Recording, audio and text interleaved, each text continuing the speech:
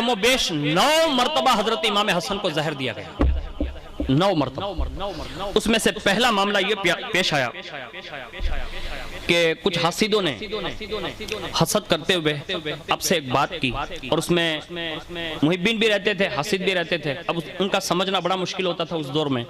لیکن ایک بندہ حاضر ہوا جس کے بارے میں یہ بات لکھی ہے کہ ان کا نام حضرت علی بن بشیر حمدانی رضی اللہ تعالیٰ عنہ، وہ فرماتے ہیں کہ میں نے ڈائریکٹ حضرت امام حسن مجتبی رضی اللہ تعالیٰ عنہ سے ایک بار ملاقات کی خاص، اور ملاقات کے دوران میں نے یہ پوچھا کہ حضور اب سے ایک بات عرض کرنی ہے، حالانکہ صلح ہو گئی، واپس آ گئے کوفہ سے، پھر مدینہ آ گئے، تو انہوں نے یہ بات پوچھی، کہا حضور مجھے یہ خیال جو گزر رہا ہے وہ میں آپ سے سوال کرتا ہوں۔ امام حسن پاک نے فرمایا پوچھیں؟ کہا میرا یہ خیال جو میرے دل میں ہے وہ یہ ہے کہ آپ نے جو صلح کر لی نا وہ ٹھیک نہیں ہے، یہ جملہ کہا۔ اب جیسے امام پاک نے یہ سنا نا تو فرمایا علی بن بشیر آپ یہ کیا کہہ رہے ہیں؟ کہا حضور ہاں آپ نے صلح جو کر لی نا وہ ٹھیک نہیں فرمائی۔ اب سنیے امام حسن مجتبی کے راز، ارشاد فرمایا علی بن بشیر خاموش ہو جاؤ، یہ کہا اس صلح پر خاموش ہو جاؤ، یعنی امام حسن ہمیں اور آپ کو صحابہ اور اہل بیت کا جو دستور ہے اس میں دخل اندازی کی اجازت نہیں دیتے، یہ علی بن بشیر رضی اللہ تعالیٰ عنہ سے کہا اس میں خاموش، میری اس صلح پر آپ تبصرہ نہ کریں۔ کہا حضور اتنا جلال وہ بھی مجھ پر؟ آپ نے فرمایا ہاں ہم جو بات یا جو کام کرتے ہیں وہ دنیا والوں کی سمجھ سے باہر ہے، حسن جو بھی کام کرتا ہے وہ رموز الہی ہوا کرتا ہے، یعنی میں نے جو یہ کام کیا یہ معمولی نہیں ہے، یہ رموز ہے، یہ اسرار ہے۔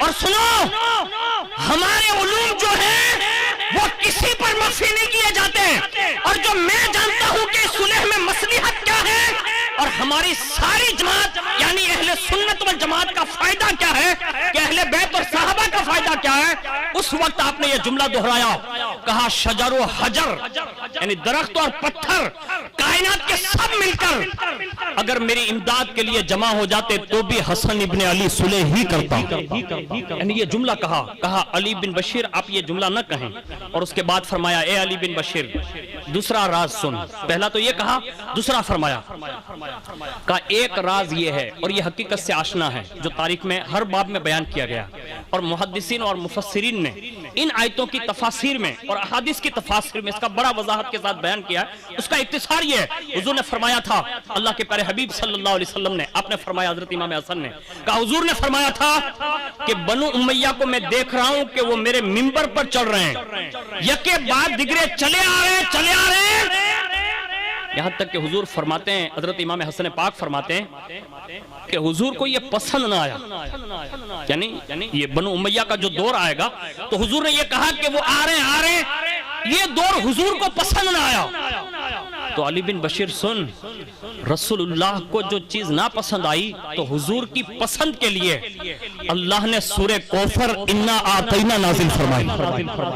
اب یہاں سمجھ رہے ہیں امام حسن بیان کر رہے ہیں کہ اللہ نے سورہ کوثر بیان کی، پتہ یہ چلا جب ایک زمانے میں امام حسن پاک سے یہ سوال ہوا تھا کہ آپ نے خلافت یہ حکومت دے دی، کہا حکومت دی ہے، کیا کہا حکومت دی ہے، روحانی ولایت یہ حسن نے نہیں دی ہے، میرے نانا سے میرے رب نے وعدہ فرمایا ہے کہ یہ روحانی ولایت صبح قیامت تک، یہاں تک کہ عیسیٰ روح اللہ بھی جب نزول کریں گے تو مصلی ولایت پر اگر کسی کا بیٹا کھڑا ہوگا تو وہ فاطمہ بنت محمد کا بیٹا کھڑا ہوگا، یعنی صرف حکومت دی ہے، ولایت نہیں دے دی ہے، یعنی امام حسن نے ولایت کو بڑا درجہ دیا، اس کو یاد رکھیں آپ، اس لیے کہ آج بھی نظام جو کسی کے ہاتھ ہے نا تو وہ بھی امام حسن کے بیٹے کے ہاتھ ہے، جسے ہم اور آپ حضور غوث پاک رضی اللہ تعالیٰ عنہ کا نام دیتے ہیں۔ یہ جملہ کہا، اس کے بعد فرمایا جب سورہ کوثر نازل ہوئی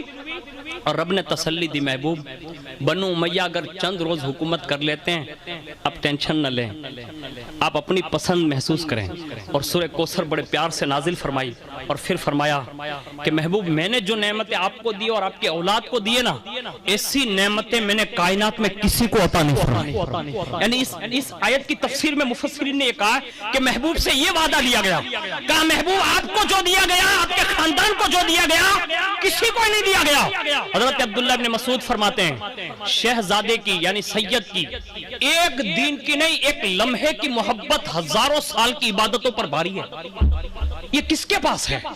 یہ رسول اللہ کے بیٹوں کے پاس ہے۔ پھر فرمایا جب محبوب کو انا اعطیناک الکوثر دے دی گئی، اس کے بعد اللہ رب العزت نے اپنے محبوب کو اس حکومت کی مدت کی طرف اشارہ کرتے سورہ قدر نازل فرمائی۔ اور سورہ قدر جب نازل ہوئی تو اس شب قدر کے معاملے میں فرمایا کہ وہ شب قدر 1000 مہینوں سے بہتر ہے۔ اس میں مفسرین کا ایک قول یہ ہے کہ یہ 1000 مہینے جو کہا گیا نا، اس سے مراد سلطنت یعنی حکومت بنو امیہ ہے۔ تو محبوب کو شب قدر دے کر کہا اور اس میں اشارہ کیا کہ اس 1000 سے مراد بنو امیہ کی سلطنت ہوگی، اور اوپر بیان کی ہوئی روایتیں اور سیر کے مفسرین کے اقوال اس بات پر یہ مختلف ہوتے ہوئے بھی انہوں نے تطبیق دی۔ اور اس کے ساتھ ساتھ اہل صفا نے یعنی جو صفیہ ہے، اصفیاء ہے، انہوں نے یہ بیان کیا کہ یہ اگر ہزاروں سال بھی حکومت کر لیں پھر بھی امام حسن اور امام حسین کے ایک دن کے برابر بھی نہیں ہو سکتا، اس لیے کہ ان کا جو تصرف ہے وہ کسی کا تصرف نہیں، یعنی اس شان سے اقوال انہوں نے تطبیق دیے۔ اس کے بعد فرماتے ہیں جب مفسرین نے اسی 1000 کی نسبت سے جب بنو امیہ کے جو بھی لوگ خلافت یہ حکومت کے معاملات میں آئے، جب ان کا پورا مطلب مدت نکالی گئی تو وہ 1000 مہینے نکلی۔ اس کے بعد حضرت امام حسن پاک نے مدینہ شریف میں یہ حضرت علی بن بشیر سے یہ بیان کیا، اور اس کے بعد ایک طویل عرصے تک آپ مدینہ شریف میں رہے۔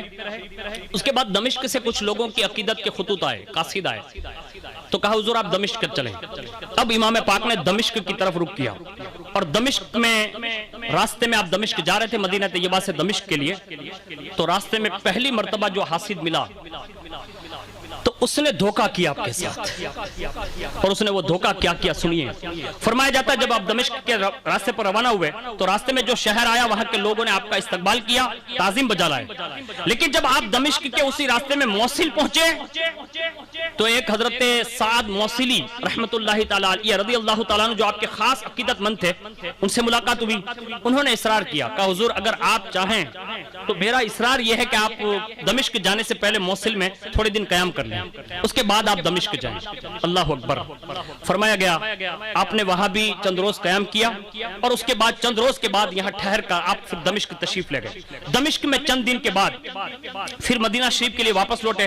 واپسی پر جب آپ موصل سے گزرے تو دوبارہ واپس موڑنے پر ایک خبیث سامنے ملا، اور اس خبیث نے اپنے آپ کو اندھا ثابت کیا، اور وہ اندھا ہو کر ظاہری اس نے عقیدت اور محبت کا اظہار کیا، اور اسی محبت کے اظہار اور اصرار پر اس نے کہا کہ حضور ایک کام کریں، آپ یہاں رک جائیں۔ اور جب آپ کو ٹھہرایا تو اس خبیث نے آپ کو دھوکے سے کھانے میں کم و بیش اسی موصل کے قیام میں 3 مرتبہ زہر دیا۔ امام حسن پاک کے ساتھ یہ خبیث نے دھوکہ کیا، 3 بار اس نے زہر دیا، لیکن کرم دیکھیں امام حسن پاک کا کہ 3 بار زہر دینے کے باوجود بھی آپ کے جسم اقدس پر اس کے زہر کا کوئی اثر نہ ہوا۔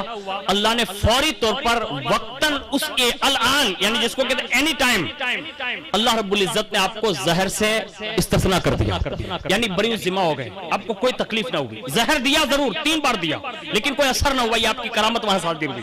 پھر اس نے سوچا، اس اندھے خبیث نے کہا کہ اب کوئی اور راستہ اختیار کرنا چاہیے، اور پھر اس نے 4تھی بار زہر دینے کی جو پلاننگ بنائی وہ سنیے۔ یعنی کیسے لوگ تھے جو شہزادوں سے اس انداز میں بھی اللہ اکبر دھوکہ کرتے تھے۔ اس نے یہ کام کیا 4تھی بار موصل کے اسی قیام کے دوران۔ ایک دن آپ موصل کے اسی علاقوں میں جو زرخیز علاقہ تھا وہاں آپ آب و ہوا کے خاطر اپنے چند احباب کے ساتھ جنگل میں ٹھہرے ہوئے تھے، تو آپ رضی اللہ تعالیٰ عنہ نے ملاحظہ فرمایا کہ کچھ فاصلے پر ایک اونٹ سوار ہے، بیٹھا ہے۔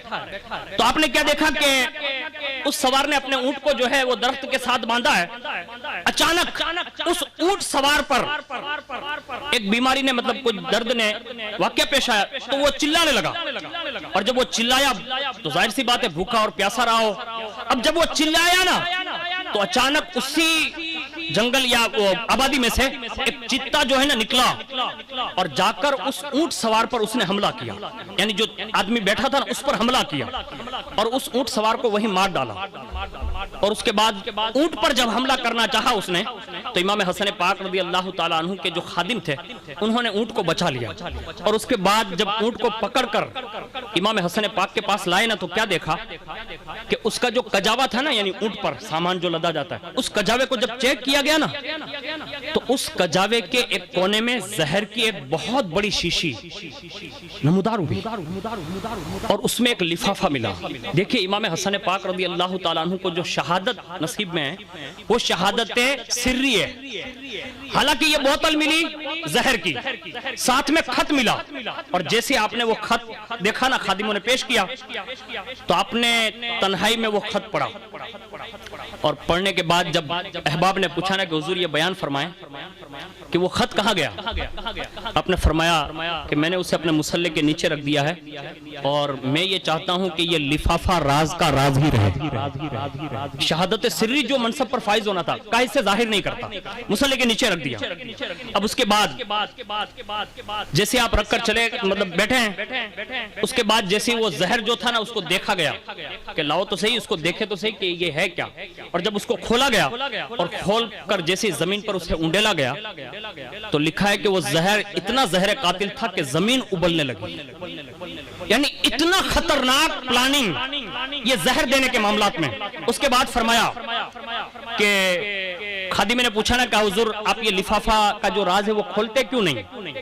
کہا میں جس کے یہاں رکا ہوا ہوں نا، یعنی وہ اندھا جو بن کے محب بظاہر محب تھا، کہا میں جہاں یہاں رکا ہوا ہوں نا، کہا ہاں، کہا اگر میں نے یہ لفافے کا راز کھول دیا نا تو میرا جو میزبان ہے نا کہیں اس سے تکلیف نہ پہنچے، اس لیے میں نے یہ راز ہی رہے، یعنی اس شان سے ایک چھپایا۔ لیکن فرماتے ہیں کہ حضرت سعد موصلی جو تھے ان سے رہا نہیں گیا۔ ایک دن امام حسن پاک اسی لفافے کو ہمیشہ ساتھ میں رکھنے لگے، جہاں بھی مصلی مطلب بیٹھتے تو نیچے رکھ لیتے۔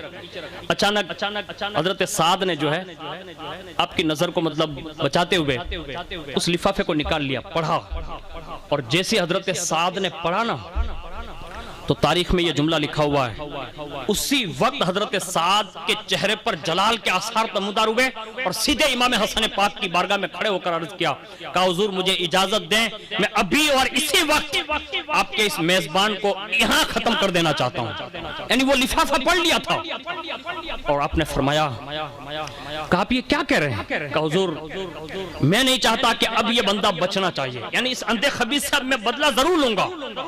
اور جب آپ کے اس راز کو حضرت سعد جان گئے نا تو فرمایا مجھے یہ پسند نہیں ہے کہ میں جس کے گھر میں رہتا ہوں تو مہمان بن کر رہتا ہوں اور اس میزبان کے ساتھ کوئی بدسلوکی کرے، یہ حسن ابن علی کو کبھی گوارا نہیں۔ حالانکہ پلان حضرت سعد جان گئے ہیں، پھر بھی امام حسن نے کہا مجھے یہ کبھی پسند نہیں ہوگا۔ اس کے بعد حضرت سعد سے جو ہے اجازت تو لے لی لیکن ملی نہیں، پھر بھی برداشت نہ ہوا۔ موقع پاتے ہی آپ اس کو ملے الگ سے اس اندھے خبیث کو، اور ملنے کے بعد فرمایا میں تجھے ایک بات پوچھنا چاہتا ہوں، صحیح بتائے گا۔ اب یہ راز کھلنا چاہتے تھے لیکن خدا کی قدرت کا کرشمہ دیکھیں آپ، بہت ہی اچھے پیرائے میں مورخین نے لکھا ہے جیسے حضرت سعد گئے اور پوچھا، کہا میں تجھے جو سوال کروں گا وہ صحیح تو بتائے گا۔ کہا بالکل۔ کہا پہلی بات یہ میں تجھ سے پوچھتا ہوں کہ بتا کیا تجھے رسول اللہ سے کوئی دشمنی ہے؟ پہلا سوال یہ تھا۔ اس نے کہا نہیں۔ دوسرا سوال، کہا سچ بتا کیا رسول اللہ کے چچا کے بیٹے حضرت علی المرتضی شیر خدا رضی اللہ تعالیٰ عنہ سے کوئی دشمنی ہے؟ اس نے کہا نہیں۔ پھر فرمایا مجھے اب سچ بتا ان شہزادوں کے ساتھ جو تو پلان گڑ رہا ہے، 3 بار تو نے کھانے میں زہر دیا، 4تھی بار میں تو یہ پکڑا گیا اور تو یہ سمجھتا ہے کہ ہمیں معلوم نہیں، تو سچ بتا کہ آخر وجہ کیا ہے؟ اللہ اکبر۔ اس نے کوئی بات نہ کی۔ اب روایت میں یہ لکھا ہے کہ اندھے خبیث نے جہاں مطلب رکے ہوئے تھے حضرت امام حسن پاک، وہ خدمت کرتا رہا، اور اس کے بعد حضرت امام حسن پاک کو جو ملال ہوا، جو رنج ہوا، لیکن آپ اکثر حضرت سعد سے یہ کہتے تھے کہ مجھے کوئی ملال نہیں ہوا، بھلے اس نے میرے اوپر 4 مرتبہ حربے استعمال کیے لیکن مجھے کوئی تکلیف نہیں ہوئی، اور میں ملول ہو کر لوگوں کو شکوہ نہیں کرتا۔ حضرت سعد سے یہ گفتگو ہوئی، اور اس کے بعد حضرت سعد نے کہا کہ حضور آپ ایک بات آپ سے پوچھوں گا کیا؟ کہا کیا اس اندھے خبیث کو آپ سے کوئی دشمنی ہے؟ حضرت امام حسن پاک نے فرمایا اس کے معاملات کو نہ کھول. یعنی یہ شہزادوں کے بارے میں جب آپ سے سوال کیا گیا تو آپ نے کچھ بیان نہ فرمایا. بڑی کوشش کی لیکن کوئی راز کا قصہ حضرت سعد جان نہ سکے. اللہ اکبر. پھر ایک بار پوچھا, کہا حضور آپ ہی بتائیے کہ آخر یہ قصہ ہے کیا. جب بار بار اصرار کرنے لگے نا حضرت سعد, تو اب سنیے امام حسن کا جواب. ارشاد فرمایا, سعد میں تجھ پر برہم ہو کر تجھے کہتا ہوں, یعنی جلال میں آ کر کہتا ہوں کہ میں جو جان رہا ہوں نا وہ تم نہیں جانتے. یہ کہا, میں جو جانتا ہوں وہ تم نہیں جانتے. اس معاملے کو مجھ سے بار بار اصرار کر کے پوچھا نہ کرو. حضرت سعد رضی اللہ تعالیٰ عنہ بڑے سمجھدار تھے. پھر آپ نے کبھی سوال نہیں کیا. لیکن اس کے بعد وقت بیتتا گیا. ایک مرتبہ پھر آپ نے اسی اندے سے پوچھا. حضرت سعد نے کہا کہ اب یہ بتا دے کہ تیری کوئی اور بھی سازش ہے. یعنی 4 مرتبہ تو یہ ہو گیا, میرا امام جو تیرا مہمان بنا ہوا ہے اور تو جس کا میزبان بنا ہوا ہے, اور بھی کوئی قصہ ہے اب تیرے لیے. تو کہا کہ آپ آخر کچھ وضاحت تو کریں. حضرت سعد نے فرمایا, 3 بار تو نے جو زہر دیا. کہا ہاں. کہا چوتھی بار تیرا قاصد مارا گیا, یعنی جو آیا تھا. کہا ہاں. کہا مجھے یہ بتا دے کہ آخر یہ قصہ ہے کیا, وہ راز کیا ہے. جب یہ راز تھا انہوں نے ڈائریکٹ اس اندھے خبیث سے پوچھا, تو پھر اس مجرم کا, یعنی جو میزبان بنا ہوا تھا, اس کے چہرے پر پسینہ آ گیا. یعنی اب وہ اتنا شرمندہ ہوا کہ اس کے جسم سے پسینہ بہنے لگا. حضرت سعد نے فرمایا, سچ سچ بتا دے ورنہ آج سعد سے اور سعد کے آدمیوں سے تجھے کوئی بچا نہیں سکتا. اس نے کوئی جواب تو نہ دیا, لیکن حضرت سعد سمجھ گئے کہ اس کی یہ شرمندگی بتا رہی ہے کہ اس نے کوئی نہ کوئی دھوکہ کیا ہے. اس کے بعد فرمایا گیا کہ حضرت سعد نے امام حسن سے بغیر پوچھے ہوئے اپنے آدمیوں کو بلایا موصل کے, اور کہا کہ کام کرنا, جہاں یہ اندھا خبیث تمہیں تنہا مل جائے وہیں ختم کر دینا, اس لیے کہ اس نے میرے آقا کے ساتھ 4 بار دھوکہ کیا ہے. اب کہیں 5ویں بار یہ دھوکہ کر کے وہ پھر 5ویں بار امام پاک کو تکلیف نہ پہنچائے. اور جیسے ہی حضرت سعد کے آدمیوں نے اس اندھے کو الگ پایا, اسی وقت اس کو ختم کر دیا. حضرت امام حسن پاک رضی اللہ تعالیٰ عنہ سے آ کر حضرت سعد نے کہا کہ حضور میں نے اس خبیث کا قصہ ہی ختم کر دیا. جب یہ سنا نا تو بڑے رنجیدہ ہوئے, بڑا ملال ہوا. اور اس کے بعد فرماتے ہیں, کہا سعد اب موصل سے پھر واپس کہیں نہیں جانا, اب یہاں سے سیدھے مدینہ چلتے ہیں. سیدھے مدینہ شریف تشریف لائے. اس وقت جو ہے یہ حاکم حضرت امیر معاویہ رضی اللہ تعالیٰ عنہ کی طرف سے مروان بن حکم تھا. اور یہ مروان بن حکم بھی یہ وہی بدبخت آدمی ہے کہ جو ظاہر میں عقیدت اور محبت رکھتا تھا شہزادوں سے, لیکن وہ اندر سے اتنا بڑا خبیث تھا کہ جس کے باپ پر بھی رسول اللہ نے لعنت فرمائی ہے. لیکن اس وقت وہ وہاں کا حاکم اور گورنر تھا امام حسن پاک کے دور میں. اس کے بعد مروان خبیث کو جب امام پاک کے مدینہ شریف میں آنے کی اطلاع ہو گئی کہ آپ یہاں آ گئے ہیں, اب اس نے ایک پلان اور گڑا. جو مروان تھا, غور سے سنیں, وہ مروان نے ایک عورت کو بلایا جو کاچ آتا ہے نا, کاچ, اس کو کھاننے کا کام کرتی تھی وہ عورت, یعنی پیستی تھی وہ کاچ. اس کو بلایا اور کہا کہ میں نے تجھے ایک خاص مقصد کے لیے بلایا. کس نے؟ مروان نے. کہا کیا ہے؟ کہا کہ تیرا امام حسن پاک کے یہاں آنا جانا ہے, یعنی ان کے خاندان کے یہاں تو آتی جاتی اور خاص کر کے ان کے گھر تک. اس نے کہا ہاں. کہا تو میرا ایک کام کر, میں تجھے 50 دق مصری تجھے میں عطا کروں گا. یعنی اس زمانے کے اعتبار سے جو سکے چلتے ہوں گے تو وہ مصری پیسے اس سے 50 دیے, اور کہا کہ میرا یہ کام کرنا. کہا کیا؟ کہا پہلا یہ کام کرنا کہ میں تجھے ایک شہد دوں گا, اور اس شہد میں نے زہر ملایا ہے, یہ حضرت امام حسن کی بیوی حضرت جعدہ کو دے دینا, اور انہیں یہ مت بتانا کہ اس میں زہر ہے. اب یہ عورت جو تھی نا خبیثہ, اس نے حضرت امام حسن پاک رضی اللہ تعالیٰ عنہ کی بیوی مبارکہ کو جو ہے وہ پیش کیا. اور جیسے حضرت جعدہ نے وہ شہد دیکھا تو بڑا مطلب اچھا دکھنے میں لگا, تو سوچا کہ محب بن کی طرف سے ہوگا جو یہ عورت لائی ہے. تو اب وہ زہر جو ہے نا وہ حضرت امام حسن پاک رضی اللہ تعالیٰ عنہ کی بارگاہ میں, زہر کے بارے میں تو معلوم ہی نہیں تھا حضرت جعدہ کو, لا علمی میں وہ زہر شدہ شہد جو ہے نا وہ آپ کو دیا. یعنی 4 بار تو وہ حملہ کر چکا تھا, ایک پلان ختم ہوا، یعنی 3 بار تو ہو گیا تھا، اب یہ 4تھی بار جب آپ کو شہد دیا گیا تو مدینہ شریف میں تھی، شہد جیسے پیا رات بھر امام حسن رضی اللہ تعالیٰ عنہ قے کرتے رہے، یہاں تک کہ شکم پاک کا معاملہ یہ رہا کہ آپ نے فرمایا کہ اگر میں یہیں رہوں گا تو یہ کبھی میں شفا نہیں پا سکتا، مجھے میرے گھر سے اٹھاؤ اور نانا جان کے قدموں میں لے جاؤ، یعنی روزہ رسول پر لے جاؤ۔ جیسے آپ کو راتوں رات اٹھا کر روزہ رسول پر لائے تو فرمایا گیا کہ وہاں پہنچتے ہی حضور کے روزے اقدس کی برکت یہ ہوئی کہ اسی وقت قے بھی بند ہوئی اور شکم میں جو معاملات تھے اللہ نے اسے بھی شفا یاب فرما دیا، یعنی امام حسن پاک کو روزہ رسول کی نسبت کی بنیاد پر اللہ نے شفا عطا فرمائی۔ حضرت امام حسن پاک رضی اللہ تعالیٰ عنہ کو کھجوریں بڑی پسند تھی، تو پھر کچھ دنوں کے بعد یہی عورت کے ساتھ چند عمدہ کھجوریں، کچھ اچھی پکی ہر طرح کی کھجوریں اس زمانے میں جو ملتی تھی، وہ قیمتی سے قیمتی جو کھجوریں تھی وہ ملا جلا کر اس نے کہا کہ یہ قیمتی کھجوریں نے وہ جادہ کو دینا کہ یہ امام حسن پاک کے لیے اور یہ سب گھر کے افراد کے لیے الگ الگ۔ اب جیسی وہ عورت دے کر گئی، اب حضرت جادہ کے بارے میں یہ لکھا ہے کہ حضرت جادہ نے کیا کیا، اس میں جو سادہ کھجوریں تھی اس کو الگ کیا اور جو قیمتی کھجوریں تھی اس کو الگ کیا اور اس کو امام حسن پاک کے لیے رکھ لی۔ جب امام پاک تشریف لائے کہا کہ وہ عورت جو اپنے یہاں کام کرنے آتی جاتی ہے، کہا ہاں، کہا اس نے یہ پیش کیے ہیں اور وہ کہتی تھی کہ یہ خاص آپ کے لیے ہیں۔ اللہ اکبر، جیسے امام پاک نے وہ کھجوریں نوش فرمائی، ابھی 7 کھجوریں کھائی تھی کہ اس زہر کا اثر پوری رات رہا، یہاں تک کہ رات ہونے کے بعد جیسے صبح ہوئی تو فوراً روزہ رسول پر حاضر ہوئے۔ رات بھر درد رہا لیکن روزہ رسول پر حاضر نہ ہوئے، لیکن جیسے صبح کی وقت کی نماز ہوئی فوراً روزہ رسول پر حاضر ہوئے۔ آپ فرماتے جس درد سے رات بھر میں بلکتا رہا، میرے نانا کے اس مقدس روزے پر میں نے قدم رکھا، اللہ نے اسی وقت شفا عطا فرما دی۔ یہ 5 بار ہو گیا۔ اس کے بعد فرماتے ہیں جب وہ جادہ آئی، وہ عورت آئی، حضرت جادہ سے خود آپ نے پوچھا کہ جادہ وہ کھجوریں کون لایا تھا؟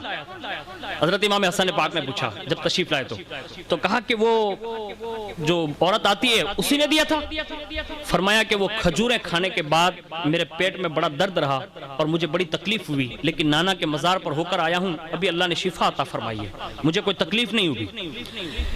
پھر اس کے بعد اقربا نے کہا کہ اب اس معاملات کی تشویش ہونی چاہیے، لیکن اللہ اکبر، امام حسن پاک کا ایک بہترین مزاج تھا، آپ نے فوراً اپنے اقربا، اپنے جو دوست احباب جو بھی آپ کی طبیعت کے لوگ تھے سب کو بلایا اور پھر فرمایا کہ مدینہ شریف میں میرا اس وقت رہنا بڑا مشکل ہے، مجھے کم از کم یہ 2 بار زہر مدینہ شریف میں دے دیا گیا ہے، تو میں یہ چاہتا ہوں کہ میں پھر موصل چلا جاؤں، وہاں بھی میرے معتقد ہیں، میں وہاں جا کر جاؤں گا نا تو میری طبیعت تھوڑی اچھی ہو جائے گی، تو میں چاہتا ہوں کہ چند روز کے لیے چلا جاؤں۔ چنانچہ حضرت عبداللہ ابن عباس رضی اللہ تعالیٰ عنہ کو آپ نے ساتھ لیا اور موصل کے لیے روانہ ہو گئے۔ چونکہ آپ سفر جب بھی فرماتے تھے، ظاہر سی بات ہے، میں ایک ایگزامپل دوں تاکہ آپ کو یہ سفر سمجھ میں آئے، اس زمانے میں بھی ایسا ہوتا تھا، جیسے حضور محسن ملت اگر یہاں سے کئی سفر کرنے والے ہو تو ہم لوگ جو قرب و جوار میں رہتے ہیں ان کے خدام بن کر اور ان کی بارگاہ کے جو ہے گوشہ نشین ہیں، تو ان کے قرب و جوار میں رہنے کی بنیاد پر ہمیں فوری طور پر کہیں نہ کہیں سے ان کے باہر جانے کے سفر کی اطلاع ملتی ہے۔ بلا تشبیہ اور تمثیل یہ سمجھانے کے لیے عرض کیا میں نے، جیسے امام پاک کہیں بھی جانا چاہتے تھے تو اس دور میں اتنے وسائل نہ ہونے کے باوجود بھی محبین کو پتا چل جاتا تھا کہ مدینے سے حسین یا حسن ابن علی چلیں، فاطمہ کے لال چلیں، یعنی محبوں کے درمیان یہ اللہ کی طرف سے محبت ڈال دی جاتی تھی کہ انہیں وہاں تک رسائی ہو جاتی تھی۔ اور امام پاک رضی اللہ تعالیٰ عنہ نے جب یہ سفر شروع کیا تو موصل میں آپ آرام کر رہے تھے، تو اللہ اکبر، اسی موصل میں ایک دمشق کا رہنے والا ایک اندھا خبیث اور ایک تھا جو آپ کی مطلب دشمنی میں بڑی اس نے جسارت کی تھی۔ لکھا ہے کہ موصل چلوں، امام حسن پاک فرما رہے ہیں، تو موصل کے چلنے کے معاملات میں حضرت عبداللہ ابن عباس نے بھی کہا کہ وہاں بھی آپ کے ساتھ یہی معاملات پیش آئے تھے جو مدینہ شریف میں آئے تھے، تو ایک کام کرے، کہا کیا؟ کہا کہ آپ مسجد جو ہے نا اس میں آپ قیام فرما رہے ہیں تاکہ اکثر محبین جب آپ کو ملنے آئیں تو موصل کی مسجد میں آئیں۔ لیکن اللہ اکبر، ان خبیثوں نے، ان حاسدوں نے شہزادوں کو مسجدوں میں بھی چین نہ لینے دیا۔ ایک مرتبہ مسجد کے قیام سے جیسے آپ باہر نکلے نا تو اسی موصل کی جگہ پر ایک بندہ اور آیا اور وہ آپ کے پیچھے روزانہ نماز بھی پڑھتا تھا، روزانہ نماز کی پابندی آپ کے پیچھے کرتا تھا، بیٹھ کر حدیثیں بھی سنتا تھا اور بڑا روتا بھی تھا۔ لیکن اس کے بعد بھی تاریخ کا یہ باب ہے کہ اس کا دل اتنا تاریخ تھا، اللہ بہتر جانے اس نے کیا سوچ رکھا تھا۔ فرمایا گیا کہ ایک مرتبہ جب آپ مسجد سے باہر نکلے نا تو دوڑتا ہوا ایک مرتبہ موقع پا کر آیا، اور اس نے ایک روز ظہر کی نماز کے بعد جب امام باہر نکلے تو آپ گفتگو فرما رہے تھے، اب یہ خبیث جو ہے آیا اور آ کر آپ کی دہائی دینے لگا۔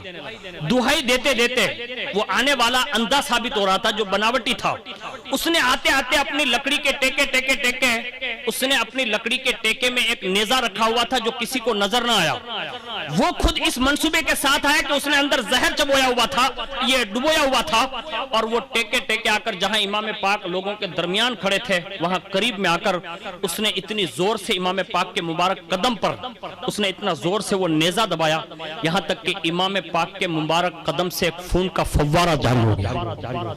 اور اسی وقت حضرت عبداللہ ابن عباس اور دوسرے عقیدت مندوں نے جب اس خبیث کو دیکھا کہ اس نے اس انداز میں آپ کو یہ تکلیف پہنچائی، اللہ اکبر، اس کو پکڑ لیا، اور جیسے پکڑانا تو امام پاک نے اب بھی یعنی پیر میں سے خون نکل رہا، فرمایا اسے چھوڑ دو، رکو، جیسا یہ دنیا میں اندھا ہے نا، کہا یہ قیامت میں بھی ایسا ہی اندھا رہے گا، یعنی جو بناوٹی بن کر آیا تھا امام نے یہ جملے نکالے، کہا یہ قیامت میں بھی اندھا رہے گا۔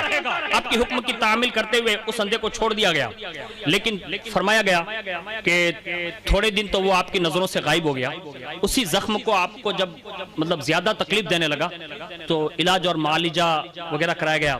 جب زخم بھرنے کے لیے ڈاکٹر یعنی معالج کو بلایا گیا تو کہا کہ حضور یہ زہر آلود بجھے ہوئے نیزے کے ساتھ آپ کو زہر دیا گیا ہے۔ حضرت سعد بھی ساتھ میں تھے، حضرت عبداللہ ابن عباس بھی اور دیگر معتقدین بھی، تو کہا حضور اگر آپ اجازت دیں تو ہم اس خبیث کو سزا دے دیں اور اس کو چھوڑیں گے نہیں۔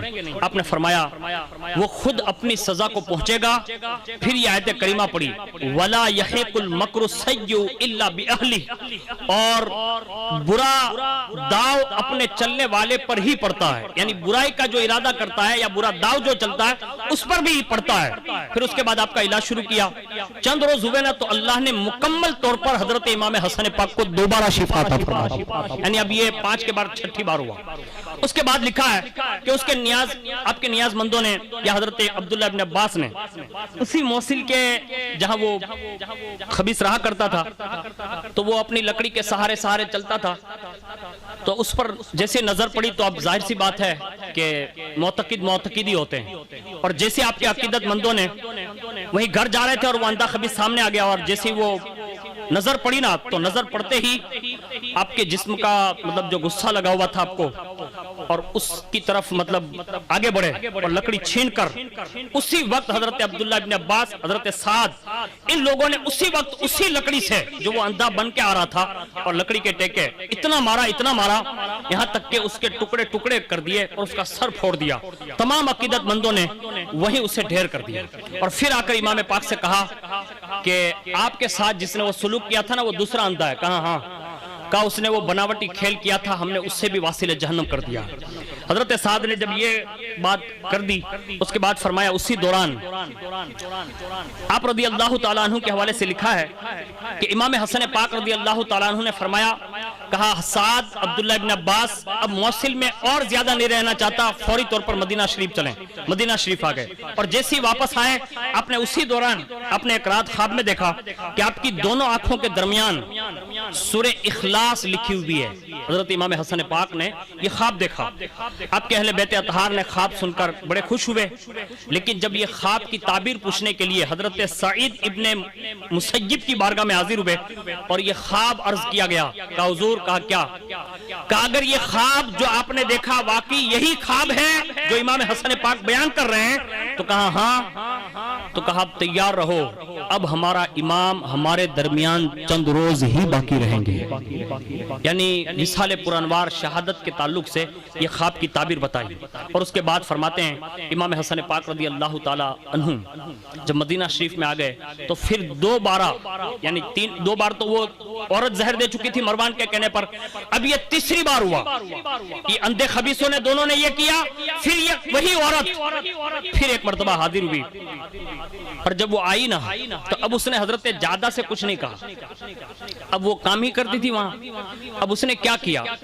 اس نے سب کی نظروں کو بچا بچا کر حضرت امام حسن پاک رضی اللہ تعالیٰ عنہ جس مشکیزے سے پانی نوش فرماتے تھے، اس مشکیزے میں اس نے الماس پیس کر، یعنی وہ کنکری جو کانچ کی ہوتی ہے، اس کو پیس کر اس نے موقع کی تلاش کر کے اس نے اس میں ڈال دیا.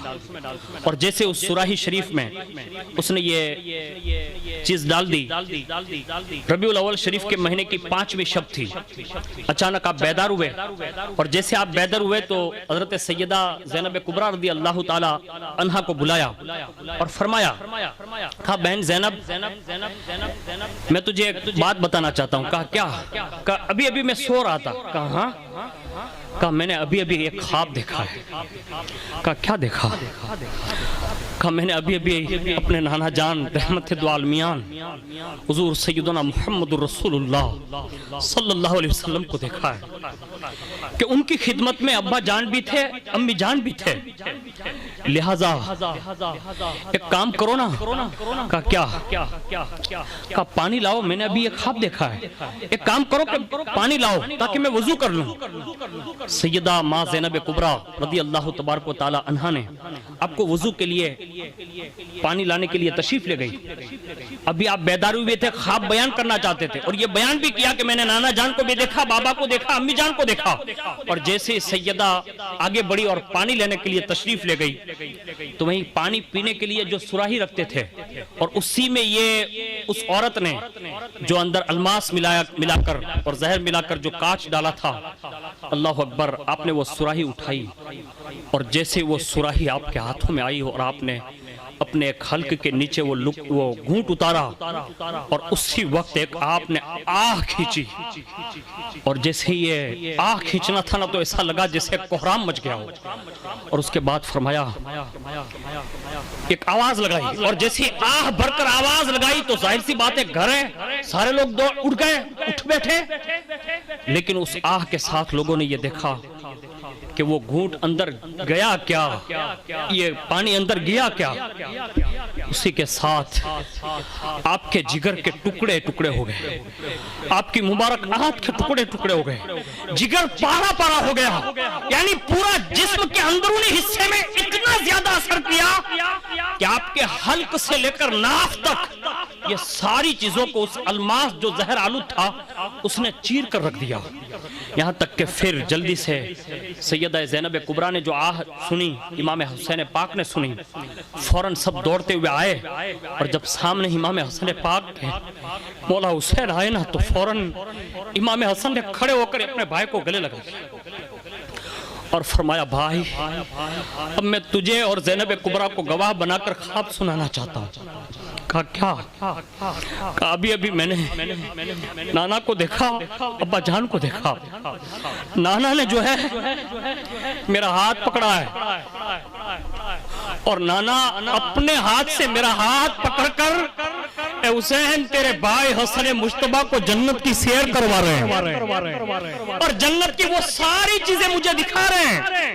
اور پھر نانا جان نے فرمایا، بیٹا حسن خوش ہو جاؤ، تم نے اپنے دشمنوں سے نجات پائی ہے، اور کل رات ہونے سے پہلے جو تم ابھی دیکھ رہے ہو یہ اللہ حقیقت میں تبدیل فرما دے گا، اور تم وہاں سے نکل کر ہم سب کے درمیان جلوہ فکن ہو جاؤ گے. یعنی یہ خواب آپ نے جب سنایا پھر امام حسین پاک نے فرمایا، کہا بھائی یہ کیسے ہوا؟ کہا یہ سراہی پڑی ہے نا؟ کہا ہاں. کہا اسی میں کچھ ہے، میں نے ابھی وہ پانی پیا اور اسی کی یہ حالت ہے میں جو ابھی محسوس کر رہا ہوں. امام حسین رضی اللہ تعالیٰ عنہ نے روتے ہوئے آنکھوں سے اپنے مقدس ہاتھوں سے وہ سراہی اٹھائی، اور جیسے سراہی کو اٹھایا فرمایا، بھائی اس میں تو جو مہر ہوتی ہے، یعنی جو اس زمانے میں سراہی ہوتی تھی تو اس کا منہ بند ہوتا تھا، تو کہا اس کی مہر تو سلامت ہے، پھر آخر بات کیا ہے کہ اس میں اندر یہ چیز ڈالی کیسے گئی؟ تو آپ نے فرمایا کہ بھائی اس معاملے کو چیک کرنے کی کوشش نہ کرنا، کہا میں دیکھوں تو صحیح کہ آخر اس پانی میں ہے کیا. فوراً مشکیزہ توڑا, مطلب وہ اوپر سے کاٹ دیا گیا, اور جیسے کاٹا نا تو آپ نے سوچا کہ میں بھی پانی چکھوں. اتنے میں امام حسن پاک کی چیخ نکل گئی. کہا بھائی حسین چکھنا نہیں, میں جو حالت محسوس کر رہا ہوں وہ تمہیں اس کا اندازہ نہیں ہے. فوراً سراہی ہاتھ سے لے لی اور اس کے بعد فرمایا کام کر, جب اس کا منہ کھل ہی گیا ہے اس کو زمین پر پٹک دے. جیسے اس سراہی کو زمین پر پٹکا گیا تو روایت میں لکھا ہے اسی سراہی کو جب زمین پر پڑے دیکھا نا تو اس کے اندر اتنا زہر اور وہ الماس اتنا ڈالا ہوا تھا کہ اسی وقت زمین کے اندر بھی حرکت پیدا ہوئی اور وہ زمین بھی ابلنے لگی. اب آپ اندازہ لگا سکتے ہیں کہ زمین کی یہ کیفیت ہے جو سخت چیز ہیں. تو مجھے بتاؤ اس نازنین جسم اقدس کی کیفیت کیا ہوئی ہوگی. اس کے بعد یہ کیفیت دیکھ کر امام حسین کو یقین ہو گیا کہ اب جو ہے میرے بھائی کے اس معاملے سے بچنا بڑا مشکل ہے. تو فرمایا کہ اب آپ ہمیں کیا کہتے ہیں. تو فرمایا ایک کام کرو, ابھی جو میں تکلیف محسوس کر رہا ہوں ایک کام کرو, ایک تشت لاؤ تاکہ تمہیں اس کا احساس ہو. تشت لایا گیا اور جیسے تشت لائے گئے نا تو پھر قے شروع ہوئی. قے میں یہ لکھا ہے آپ کا جگر باہر نکلا ٹکڑے ہو کر, آپ کی آنت باہر نکلی, یعنی کہ جسم کے اندر جو جہاں جہاں سے پانی پہنچتا ہے وہ ساری چیزیں کٹ کٹ کر, یہاں تک کہ ایک روایت کے مطابق 70 ٹکڑے اور ایک روایت کے مطابق اسی تشت میں آپ کے جگر کے 100 ٹکڑے باہر نکل کر آ گئے. اس کے بعد فرمایا جب آفتاب بلند ہوا اور آپ کے چہرے انور کا رنگ تبدیل ہو گیا, زہر نے پھر سورج نکلنے کی گرمی کی وجہ سے اور اثر کیا, اور جب آپ کے چہرے کا رنگ تغیر ہوا تو امام حسن پاک کا چہرہ سبز رنگ کا ہونے لگا. چہرے انور کا یہ رنگ جو ہے وہ سبز گنبد جس کو ہم کہتے ہیں ایسا سبز ہونے لگا. تو لوگوں نے عرض کیا, کہا حضور, کہا کیا, کہا کہ یہ چہرے کا رنگ آپ کا کیوں تبدیل ہو گیا. اس وقت امام حسن مجتبی نے اپنے بھائی حضرت امام حسین رضی اللہ تعالی عنہ کی طرف اشارہ کیا. کہا بھائی حسین, کہا کیا, کہا جو نانا جان نے حدیث معراج سنائی تھی نا, کہا ہاں, کہا وہ حدیث معراج کی تصدیق ہو گئی. یعنی چہرے کا رنگ بدلا تو کہا یہ حدیث معراج کی تصدیق ہے. کہا کیا تصدیق ہے. تو پھر فرمایا سنیں وہ علامتیں جو رسول اللہ نے حدیث معراج میں بتائی تھی اس کی نشاندہی آج ابھی سے ظاہر ہو گئی. آگے بڑھ کر پوچھا بھائی وہ ہے کیا. امام حسین گلے مل کر رونے لگے اور روتے ہوئے کہا کہ بھائی وہ ہے کیا, آپ ابھی بتا دیں تاکہ دوسرے لوگ بھی تو سن لیں کہ وہ حدیث معراج جو نانا نے بیان کی جس کا آپ تبصرہ کر رہے ہیں.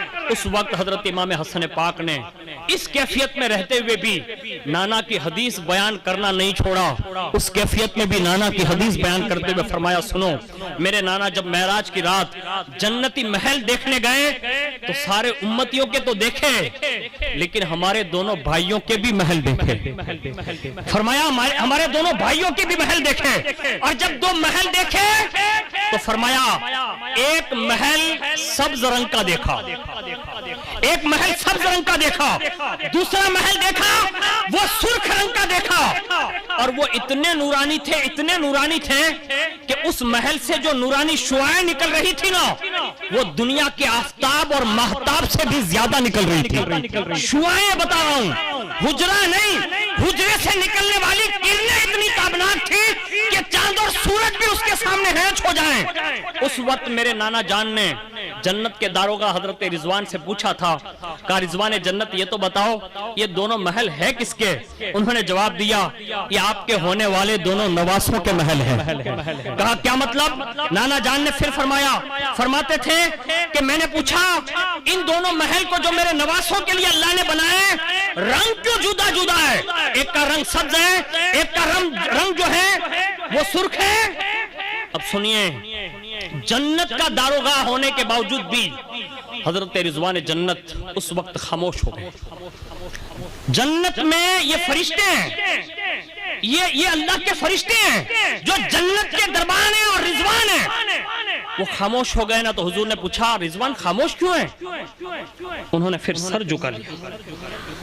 حضور نے فرمایا تعجب رضوان, میں تجھے یہ پوچھ رہا ہوں کہ میرے نواسوں کے لیے یہ دونوں چیزیں بنی ہیں, الگ الگ رنگ کیوں ہیں, آخر اس کا راز تو نہیں جانتا. اس وقت حضرت جبریل علیہ السلام آگے بڑھے, عرض کیا یا رسول اللہ رضوان میں یہ تاب نہیں ہے کہ وہ بیان کر سکے. اس میں یہ تہاب نہیں وہ بیان کر سکے. حضور میں آپ کا خادم ہوں. میں عرض کرتا ہوں کہا کیا؟ کہا یہ سبز محل جو آپ دیکھ رہے ہیں نا. کہا ہاں. کہا یہ آپ کے ہونے والے بڑے نواسے حضرت سیدنا امام حسن پاک کا محل ہے جس کا رنگ آپ سبز دیکھ رہے ہیں نا اور یہی وجہ پوچھ رہے ہیں. کہا ہاں. کہا یا رسول اللہ آپ کے ہونے والے بڑے نواسے کے ساتھ کچھ لوگ وہ ویوہار کریں گے, وہ معاملہ کریں گے, انہیں سینکڑوں بار زہر دیا جائے گا, اور جب آخری وقت جو ان کو زہر دیا جائے گا, میں جو شہادت بیان کر رہا ہوں یہ امام حسن پاک نے اپنی زبان سے بیان کی. وہ فرماتے میرے نانا نے شب معراج میں یہ بات جبریل سے سنی اور نانا نے مجھے بتائی تھی, اور میں اپنے بھائی اور تمام محبین کو بتا رہا ہوں. یہی وہ الفاظ تھے. امام حسن پاک فرماتے اس وقت حضرت جبریل نے عرض کیا یا رسول اللہ یہ جو سبز محل ہے, یہ سبز محل کی وجہ یہ ہے کہ جب آخری وقت میں ان کو زہر دیا جائے گا تو وہ زہر اتنا اثر کرے گا, اتنا اثر کرے گا, حالانکہ بندے کے جسم میں خون زیادہ ہے تو رنگ سرخ ہونا چاہیے نا. کہا ہاں, لیکن آپ کے نواسے کے ساتھ ایسا سلوک کیا جائے گا کہ وہ زہر اتنا اثر کر لے گا, اتنا اثر کرے گا کہ آپ کے صاحبزادے کا آخری وقت لوگ یہ دیکھیں گے کہ ان کا چہرہ جو ہے سبز ہو جائے گا, اور وہ سبز رنگ کی وجہ سے جو کیفیت دنیا میں آپ کے نواسے کے ساتھ بنے گی, تو اسی یادگار کو تازہ کرنے کے لیے حسن کا محل بھی اللہ نے یہاں سبز بنایا ہے. یہ کہا. اور دوسری بات فرمائی کہ دوسری وجہ یہ ہے کہ حضرت امام حسین رضی اللہ تعالیٰ عنہ کے بارے میں بیان کیا اور پورا شہادت کا وہ پس منظر بیان کیا, اور کہا ان کو خون کے ساتھ جو لت پت کیا جائے گا تو اس کی وجہ سے یہ سرخ محل ان کے لیے اللہ نے تیار کیا. یہ حضرت امام حسن پاک نے فرمایا.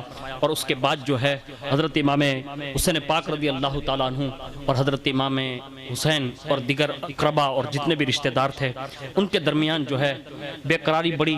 جب بے قراری بڑی تو آپ نے اس قاتل کا نام پوچھا. جب قاتل کا نام پوچھنے لگے نا تو امام پاک نے دو باتیں ارشاد فرمائی. ایک بات یہ تھی, پہلا پوچھا میرے بھائی اگر قاتل مل جائے گا تو کرے گا کیا؟ کہا میں اسے قتل کر دوں گا. کہا اچھا. کہا بھائی سن, جو میں جانتا ہوں, کیا کہا, جو میں جانتا ہوں اگر وہ وہی ہے تو نہ تمہیں انتقام لینے کی ضرورت ہے نہ میرے خاندان کو انتقام لینے کی ضرورت ہے. میں اپنا معاملہ اپنے رب کے حوالے کرتا ہوں, میرا رب اس سے بہتر بدلہ لینے والا ہے. یہ کہہ کر آپ رضی اللہ تعالیٰ عنہ نے اس فرش گیتی کو چھوڑ کر دار بقا کی طرف رخ فرمایا. انا للہ و انا الیہ راجعون.